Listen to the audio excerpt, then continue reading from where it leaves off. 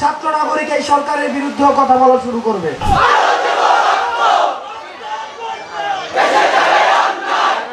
আচ্ছা, আমি রক্ত দিতে রাজি না, আমি ব্যক্তিগতভাবে। আর এই যে স্লোগানটা হয়, দিয়েছি তো রক্ত, আরো দিব রক্ত, রক্তের বন্যায় ভেসে যাবে অন্যায়। কারণ আমি রক্ত কাদের জন্য দিব?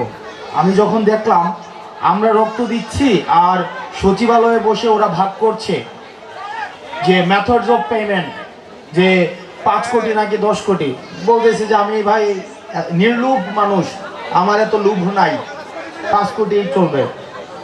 তারপরে যখন বললো যে স্যার 10 কোটি, বলতেছে তোমার যা ভালো মনে হয়। কি স্কাউন্ড্রেল, অসভ্য। রাস্তার মধ্যে শিক্ষার্থীরা রক্ত দিয়েছে, ছাত্র জনতা রক্ত দিয়েছে, এই বার্ধক্যের নেতৃত্ব সচিবালয়ে বসে আমাদের রক্ত মারিয়ে তারা টাকা ভাগ করে। সুতরাং এই বার্ধক্য নেতৃত্বের জন্য আর ছাত্র নাগরিক আমরা রক্ত দিতে প্রস্তুত না। আমরা আমাদের জায়গা থেকে স্পষ্ট করতে চাই, আপনারা যারা সচিবালয়ে বসে নীতি নির্ধারণ করছেন, আপনারা সচেতন হন।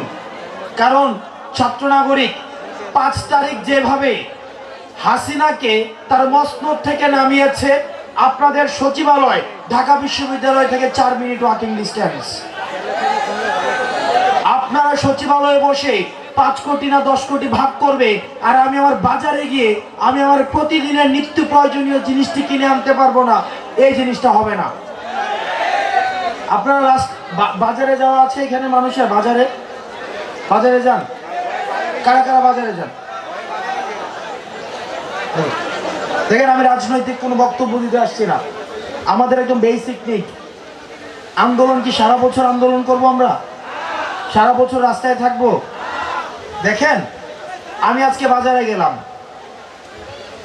একটা বাজারে একটা মানুষ যে মধ্যবিত্ত আমাদের মতো, সে বাজার থেকে কখনোই যে একটা এই সাইজের ব্যাগ দিয়ে কখনো বাজার করে এখন বাজার করে বাসায় ফিরে আসতে পারবে না।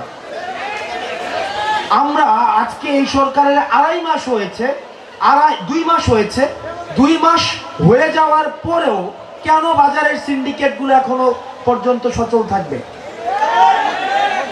বাজারে কেন যেই সবজিটা উত্তরবঙ্গে 30 টাকা, কি কারণে সেটা ঢাকায় এসে 100 টাকা হয়ে যাবে?